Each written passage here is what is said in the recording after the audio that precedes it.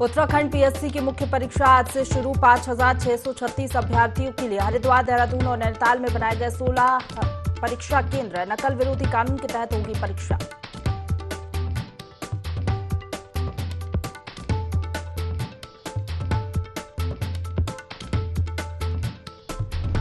मुख्यमंत्री पुष्कर सिंह धामी आज करेंगे कुमाऊं का दौरा। कई कार्यक्रमों में होंगे शामिल। प्रदेश में नकल विरोधी कानून लागू करने पर युवा कक्षा में व्यक्त करेंगे सीएम धामी का आभार।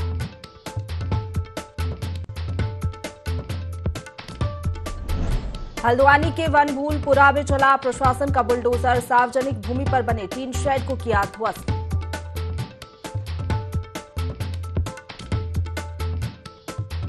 हरिद्वार पुलिस का नशे के खिलाफ अभियान लगातार जारी। 2 गांजा तस्करों को किया गिरफ्तार। 121 किलोग्राम से ज्यादा गांजा किया बरामद।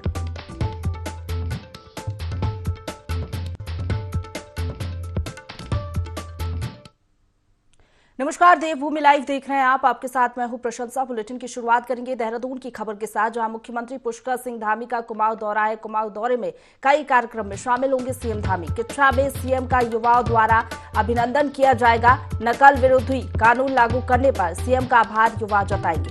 किच्छा के बाद चंपावत जाएंगे सीएम धामी। चंपावत में सीएम धामी रात्रि प्रवास करेंगे। देहरादून से खबर बता रहे मुख्यमंत्री पुष्कर सिंह धामी का कुमाऊं दौरा है। कई कार्यक्रमों में वो शामिल होंगे। किच्छा में सीएम का युवाओं द्वारा अभिनंदन भी किया जाएगा। नकल विरोधी कानून लागू करने पर सीएम का आभार जताया जाएगा। वहीं आपको बता दें, किच्छा के बाद चंपावत भी जाएंगे सीएम धामी। चंपावत में ही रात्रि विश्राम वो करेंगे। इसी खबर पर ज्यादा जानकारी के साथ हमारे साथ संवाददाता आकाश लाइव जुड़ गए। सीधा उनका रुख करेंगे। आकाश, कुमाऊं के दौरे पर आज सीएम धामी रहने वाले हैं, चंपावत भी जाएंगे, क्या कुछ जानकारी कार्यक्रम को लेकर? देखिए, बिल्कुल प्रशंसा। जिस तरीके से कह सकते हैं कि आज मुख्यमंत्री कुमाऊं के दौरे पर जा रहे हैं। तकरीबन 12 बजे कुमाऊं के दौरे पर मुख्यमंत्री देहरादून से रवाना होंगे, जहां पर सबसे पहले वो किच्छा जाएंगे, जहां पर किच्छा में कई कार्यक्रम जो है आयोजित किए जा रहे हैं। लेकिन जो सबसे महत्वपूर्ण कार्यक्रम वो युवाओं द्वारा रखा गया है, जिसमें मुख्यमंत्री का आज अभिनंदन और आभार जो है व्यक्त किया जाएगा, जिसके लिए बाकायदा कह सकते हैं कि युवा मोर्चा की तरफ से कार्यक्रम को जो है तैयारी की गई है। क्योंकि जिस तरीके से हाल ही में नकल विरोधी कानून सरकार की तरफ से लागू किया गया था, और ऐसे में उसको लेकर के बीजेपी ने ये प्लान तैयार किया है कि पूरे प्रदेश भर में इसी तरीके से जो आभार रैली है उसका आयोजन किया जाएगा, जिसमें मुख्यमंत्री का आभार किया जाएगा और जन जन तक ये बताया जाएगा कि किस तरीके से नकल विरोधी कानून जो है प्रदेश सरकार ने लागू किया है वो कितना काफ़ी सशक्त एक तरीके से है। और युवाओं जो परीक्षा देते हैं उनके लिए एक तरीके से ये काफ़ी अहम जो है कानून है, क्योंकि जिस तरीके से लगातार पिछली कई परीक्षाओं में गड़बड़ियाँ सामने आती थी, और उसको लेकर के सरकार ने ये फैसला लिया था कि एक सशक्त कानून बनाया जाएगा, जिसमें कड़ी सजा का प्रावधान तक जो है किया गया है। और ऐसे में में बीजेपी इस तमाम कानून को लेकर के जन जन तक पहुंचाने का काम करेगी, युवाओं के बीच में जाएगी। और उसी को लेकर के आज मुख्यमंत्री का जो आभार है वो किच्छा विधानसभा में किया जाएगा, जहां पर खुद मुख्यमंत्री मौजूद रहने वाले हैं। साथ ही युवा मोर्चा के तमाम जो कार्यकर्ता हैं वो मौजूद रहेंगे, और एक बड़ी संख्या में जो अभिनंदन समारोह है वो वहाँ पर आयोजित होगा। वहीं बात करें तो किच्छा में कई कार्यक्रम और भी आयोजित किए जा रहे हैं, जिसमें मुख्यमंत्री शामिल होना है। लेकिन उसके बाद मुख्यमंत्री चंपावत के लिए रवाना होंगे, जहाँ पर चंपावत में क्योंकि मुख्यमंत्री खुद विधानसभा क्षेत्र है, वहाँ से वो उपचुनाव लड़े थे और जीत हासिल की थी उन्होंने। तो उपचुनाव के बाद मुख्यमंत्री जिस तरीके से कह सकते हैं कि लगातार चंपावत के विकास को लेकर के गंभीर रहे हैं, लगातार वहाँ पे कई विकास योजनाओं को लेकर के मुख्यमंत्री काम भी करा रहे हैं वहाँ पर। तो ऐसी स्थिति में आज मुख्यमंत्री प्रवास भी रात्रि में चंपावत नहीं करेंगे, चंपावत सर्किट हाउस में रुकेंगे, जहाँ पर कह सकते हैं कार्यकर्ताओं से भी मुलाकात होगी, आम जनता से भी मुलाकात होगी, और निश्चित तौर पर कहीं ना कहीं अपने विधानसभा क्षेत्र को लेकर के क्या कुछ काम वहाँ पर किए जा रहे हैं उन तमाम चीज़ों के बारे में मुख्यमंत्री जानकारी हासिल करेंगे। तो क्या ये कुमाऊं का है, जहाँ पर कई जगहों पर जो है मुख्यमंत्री जाएंगे भी और कई कार्यक्रमों में शिरकत करेंगे। जी चलिए, आप बने रहिए हमारे साथ। आकाश, आगे भी आपसे जानकारी लेके आगे बढ़िए। देहरादून से एक और बड़ी खबर मिल रही है, जहां पीएससी की मुख्य परीक्षा आज से शुरू होगी। पीएससी बेस परीक्षा 26 फरवरी तक चलेगी। हरिद्वार, देहरादून और नैनीताल में 16 केंद्र बनाए गए हैं। 5,636 अभ्यर्थी परीक्षा देंगे। परीक्षार्थियों के लिए परीक्षा केंद्र पर आने जाने के लिए फ्री यात्रा की सुविधा इस बार की गई है।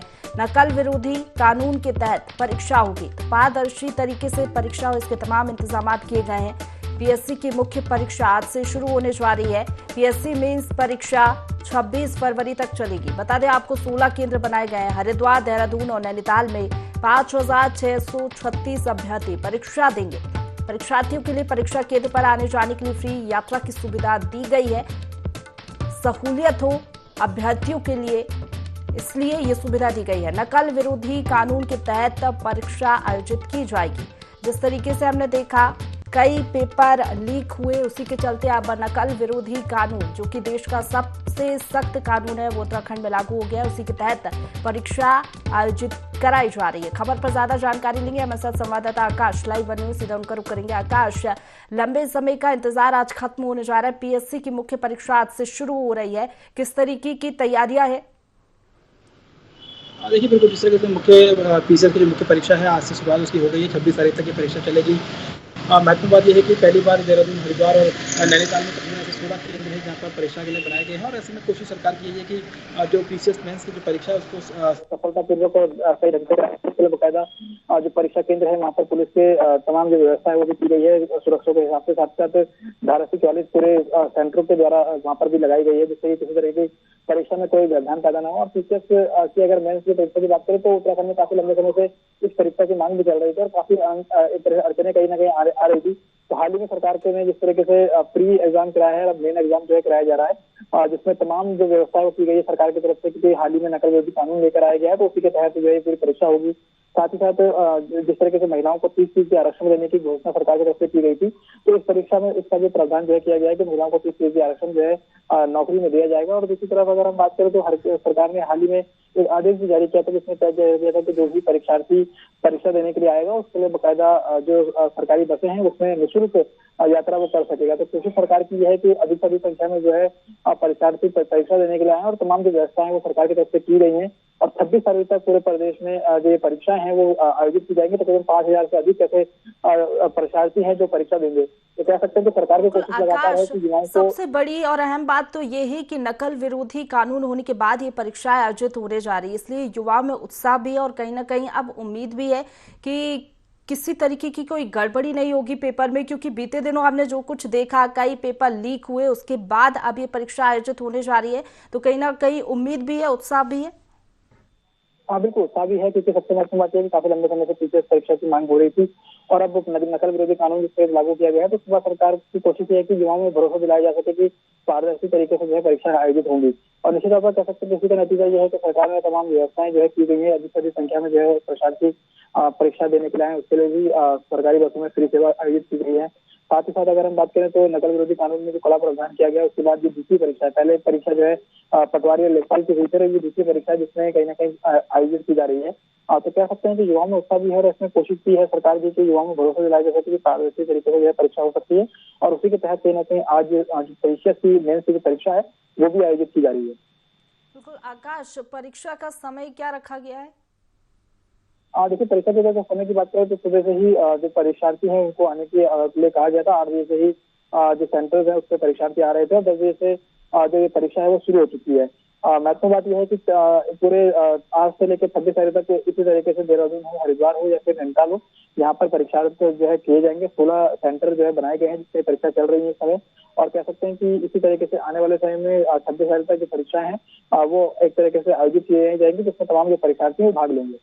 बिल्कुल, और सरकार के लिए भी कह सकते हैं ये एक बड़ी चुनौती भी है। हालांकि कानून तो लागू हो गया है, लेकिन पारदर्शी तरीके से परीक्षा हो, एक बड़ा चैलेंज अभी भी है। देखिए, बिल्कुल जिस तरह सरकारी कोशिश की है कि परीक्षा निष्पक्ष तरीके से हो, पारदर्शी तरीके से हो, युवाओं में भरोसा हो। क्योंकि जिस तरह की पिछली जो परीक्षाएं हुई थी उसमें कहीं ना कहीं गड़बड़ियां सामने आई थी, पेपर लीक का मामला सामने आया, तो उससे कहीं ना कहीं युवाओं में आक्रोश भी था। और ये वजह की आक्रोश को खत्म करने के लिए सरकार एक बड़ा कानून लेकर आई जिसमें कड़ी सजा का प्रावधान भी किया गया है।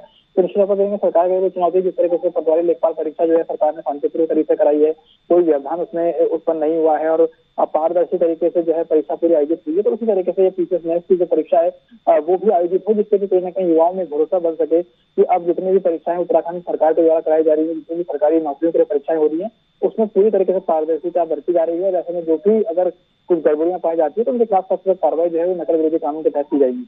जी चलिए, शुक्रिया आपका हमारे साथ जुड़ने के लिए और तमाम जानकारी हम तक पहुंचाने के लिए। आकाश तो देहरादून से एक खबर बता रहे थे, पीएससी की मुख्य परीक्षा आज से शुरू हो गई है। 26 फरवरी तक परीक्षा चलेगी और पारदर्शी तरीके से परीक्षा हो, इसके लिए तमाम इंतजाम सरकार की ओर से किए गए हैं। आगे बढ़ेंगे, मुख्यमंत्री पुष्कर सिंह धामी ने सगंध फसल उत्कृष्टता केंद्र का लोकार्पण किया और उन्होंने इस मौके पर कहा कि सगंध फसल उत्कृष्टता केंद्र के माध्यम से किसानों की आय बढ़ाने का काम किया जा रहा है। वहीं पहाड़ी क्षेत्रों में टिमरू और तेज पत्ते की खेती को व्यावसायिक स्तर पर बढ़ाया जा रहा है। किसानों को दोनों प्रजाति के पेड़ उपलब्ध कराए जाएंगे। वहीं उन्होंने कहा कि 4 धाम रूट की कमियों को दूर करने 700 करोड़ रुपए की अलग से व्यवस्था की गई है। इस अवसर पर उनके साथ कैबिनेट मंत्री गणेश जोशी, विकासनगर विधायक मुन्ना सिंह चौहान और क्षेत्रीय विधायक सहदेव सिंह पुंडी सहित विभिन्न विभागों के अधिकारियों और औद्योगिक इकाइयों से जुड़े संचालक मौजूद थे। सघन केंद्र के आज इस लोकार्पण के अवसर पर मैं कह सकता हूं कि आने वाले समय में यह केंद्र हमारे यहाँ की आर्थिकी का एक बहुत बड़ा जरिया हमारे किसानों का बनेगा। ये जहाँ एक प्लांटेड मटेरियल उपलब्ध कराने का काम करेगा, वहीं जो पौधे हमारे किसान भाइयों को मिलेंगे यहाँ से, उसको वापस लेकर उनको एक मार्केट देने का भी काम होगा। तमाम तरीके से यहाँ पर साइंस एंड टेक्नोलॉजी का बेहतर उपयोग करके किसानों के लिए एक अच्छा रास्ता यहाँ से बनाया जा रहा है, जिससे कि वो आने वाले समय में उनकी आर्थिकी, उनकी आय पहले से दुगनी हो। रोड सेफ्टी के लिए 2022-23 और 23-24 में 700 करोड़ रुपए की जो धनराशि हमने उसके लिए उसका प्रावधान किया हुआ है। और ये 4 धाम यात्रा ये होती जरूर हमारे राज्य में है, लेकिन ये पूरे देश और विदेश से लोग इसमें प्रतिभाग करते हैं, श्रद्धालु दर्शन करने आते हैं। उनको किसी प्रकार की भी कोई समस्या न हो, परेशानी न हो, इसलिए सभी विभागों में, उसमें पीडब्ल्यूडी भी है, अन्य विभाग भी हैं, सभी विभागों की इस बार हम लोगों ने बहुत पहले उसकी समीक्षा प्रारंभ कर दी। भारतीय जनता पार्टी ने राष्ट्रपति के अभिभाषण को जनता तक पहुंचाने का निर्णय लिया है। देहरादून में बूथ सशक्तिकरण और पार्टी को शक्ति देने के लिए पार्टी ने ये निर्णय लिया है। इसके अंतर्गत 24 फरवरी को प्रदेश प्रभारी दुष्यंत कुमार और भाजपा की वरिष्ठ नेत्री सरोज पांडे इस विषय पर प्रदेश स्तरीय कार्यशाला आयोजित करेगी। 1 दिवसीय कार्यशाला में बूथ सशक्तिकरण विषय पर चर्चा की जाएगी। कार्यक्रम में सांसद, विधायक समेत जनप्रतिनिधियों को जिम्मेदारी सौंपी गई है। इस संवाद कार्यक्रम के माध्यम से पार्टी का प्रयास है कि केंद्र सरकार की जन कल्याणकारी योजनाओं को आम जनता तक पहुंचाया जा सके। 2 और बड़े कार्यक्रम हम लोग करने वाले हैं। एक तो बूथ सशक्तिकरण का कार्यक्रम अखिल भारतीय स्तर पर चल रहा है। हमारे राज्य में भी उसकी प्रदेश स्तर की टीम हमने बना दी है। और राष्ट्रपति जी का अभिभाषण को हम शक्ति केंद्र तक ले जाएंगे, क्योंकि राष्ट्रपति का अभिभाषण प्रभावशाली अभिभाषण रहा। मोदी जी के कार्यकाल की सारी उपलब्धियां उसके अंदर हैं। और हमने तय किया कि प्रत्येक शक्ति केंद्र पर हम लोग 200 से 500 तक के लोगों का एक कार्यक्रम करेंगे। उसमें हम अभिभाषण का पाठन करेंगे। ये कार्यक्रम हमारे सभी शक्ति केंद्र पर होने वाले। अगली खबर का रुख करेंगे, जहां उत्तरकाशी के शहीद पार्क में मेमोरियल रीति लिंक कार्यक्रम में करंट लगने से एक जवान की मौत हो गई। 3 जवान गंभीर रूप से घायल हो गए। करंट की चपेट में 4 जवान आए थे। ये चारों जवान 11वीं बटालियन जैकलाई के हैं। चिकित्सकों के अनुसार घायल जवानों की हालत खतरे से बाहर बताई जा रही है। जिस जवान की मौत हुई है वह रफाइल मेन करण आजाद था, जो जम्मू का निवासी था। जैकलाई फौज जो अभी आई है, उनका कल शहीद पार्क ज्ञानसू में कोई कार्यक्रम था। अचानक बिजली की चपेट में हमारे 4 नौजवान आए, जिसमें से एक जो है शहीद हो गए। अब 3 जवान हमारे उसमें बचे हैं।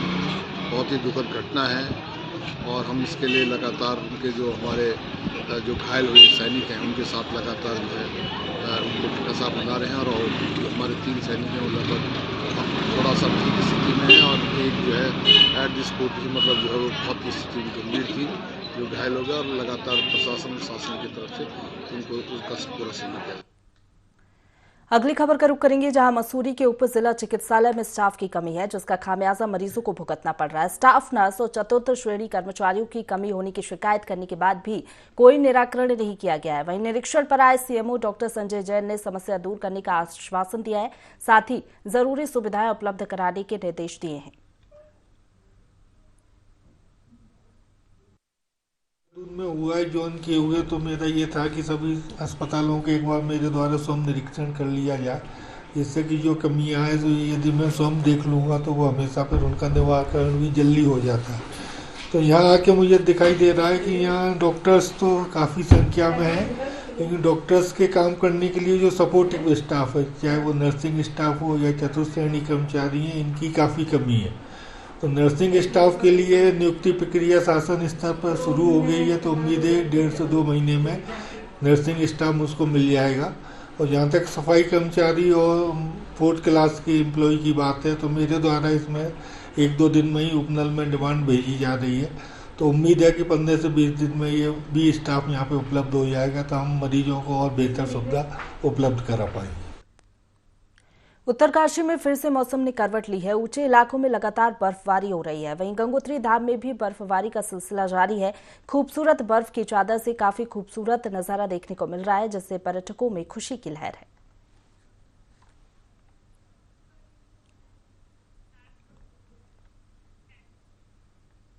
आगे बढ़ेंगे, रुक करेंगे देहरादून का, जहां अप्रैल महीने से शुरू होने वाली चारधाम यात्रा को लेकर सरकार ने पंजीकरण व्यवस्था शुरू कर दी है। पंजीकरण के पहले ही दिन 30,000 से ज्यादा श्रद्धालुओं ने पंजीयन करवाया। तो वहीं अब होटल एसोसिएशन ने पंजीकरण विरोध करना शुरू कर दिया। एसोसिएशन का कहना है कि इस व्यवस्था से होटलों की बुकिंग कैंसिल हो रही है और उनके व्यापार को खासा नुकसान पहुंच रहा है। आगे उन्होंने कहा कि यदि सरकार इस पंजीकरण व्यवस्था को समाप्त नहीं करती तो वे आगामी समय में सड़कों पर आकर इसका विरोध करेंगे।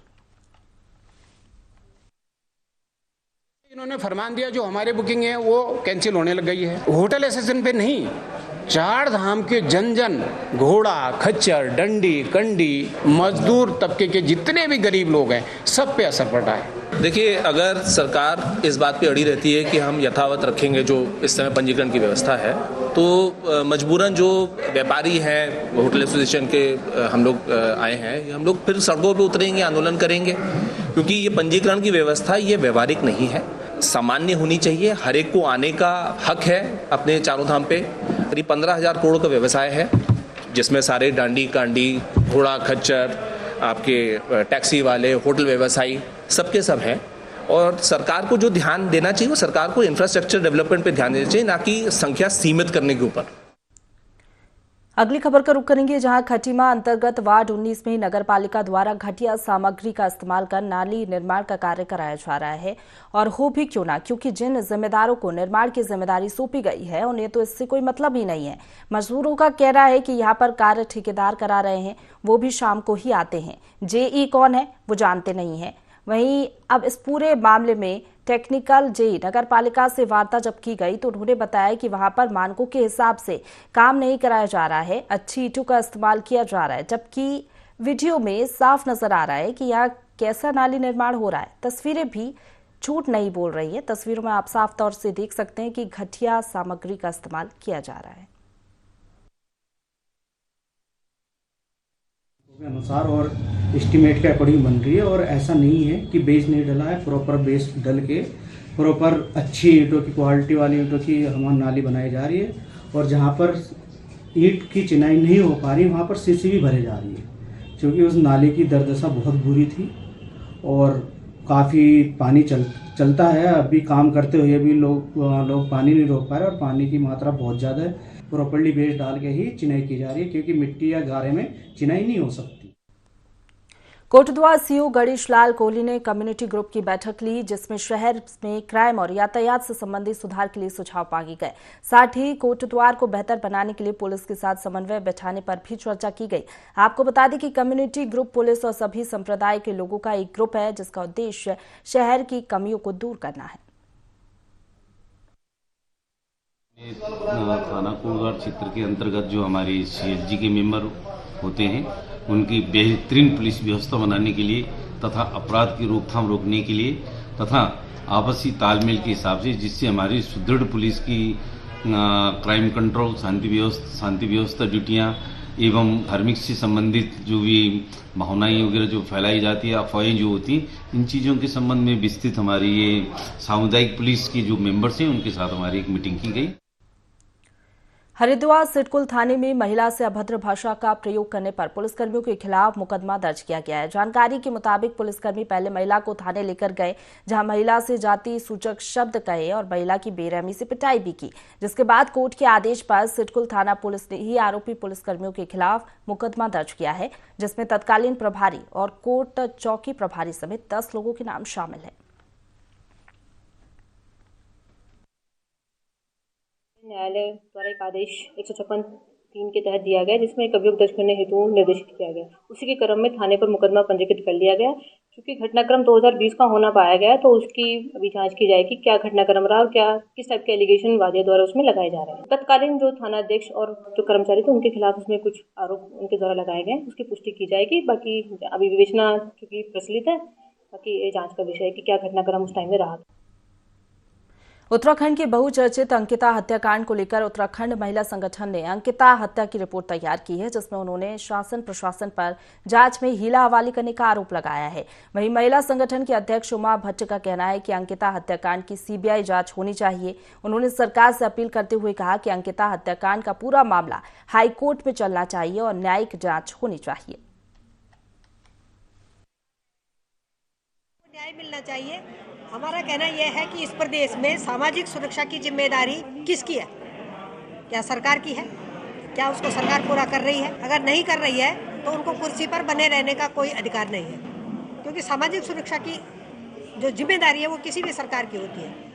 वो जो अंकिता थी उसके 89% मार्क्स से उसके, और वो 10,000 की नौकरी कर रही है जहाँ उसका उत्पीड़न हो रहा है। तो इस तरह से कई लड़कियाँ हैं जो अच्छा परसेंटेज लेकर के और 8-10 हज़ार पर काम कर रही हैं। तो ये जिम्मेदारी किसकी है? उनका आर्थिक जो शोषण हो रहा है, कई घंटे काम कर रही हो, 8-8 9 चाहे आप सारे नेताओं को पता है कि सिटकुल में पिटकुल में लड़कियां जो है कितने घंटे काम कर रही हैं और क्या उनको वहाँ तनख्वाह मिल रही है। उत्तराखंड में अप्रैल महीने से चारधाम यात्रा शुरू होने वाली है, तो वहीं चारधाम यात्रा को लेकर सरकार तैयारियों में जुट गई है, जिसको लेकर प्रशासन अभी से सक्रिय हो गया है। ADG law and order V Murugesan ने कहा कि चारधाम यात्रा को लेकर पुलिस ने तैयारियां पुख्ता कर ली हैं, ताकि तीर्थ यात्रियों को किसी प्रकार से परेशानियों का सामना न करना पड़े। भी हमने पहले से माननीय मुख्यमंत्री जी ने कल मीटिंग भी कराया और हमारी रेंज लेवल पे भी मीटिंगें हुई है। हाँ, रेंज लेवल पे भी मीटिंग हुई है। तो हमारी तैयारी अब शुरू हो गया है, क्योंकि 24 अप्रैल के बाद से यात्रा शुरू होगा। करीब 6 कंपनी पीएससी और भी civil police, traffic police, SDRF और जल पुलिस भी हम नियुक्त होंगे और उनको इस बार हम कोशिश करेंगे कि अच्छे से उसके ट्रेनिंग हो और पीआरडी के जवान को भी अभी ट्रेनिंग देके इस पे नियुक्त कराएंगे। बटालियन के लिए 6 कंपनी पीएससी 6+ कंपनी है और एसडीआरएफ की भी यूनिट्स रहेगा। इस बार जितना संभव है ज़्यादा से ज़्यादा फोर्स हमारे चारधाम यात्रा रूट पे नियुक्त करने की कोशिश करेंगे। इसी के साथ बुलेटिन में फिलहाल इतना ही। खबरों का सिलसिला लगातार जारी है, आप बने रहिए हमारे साथ।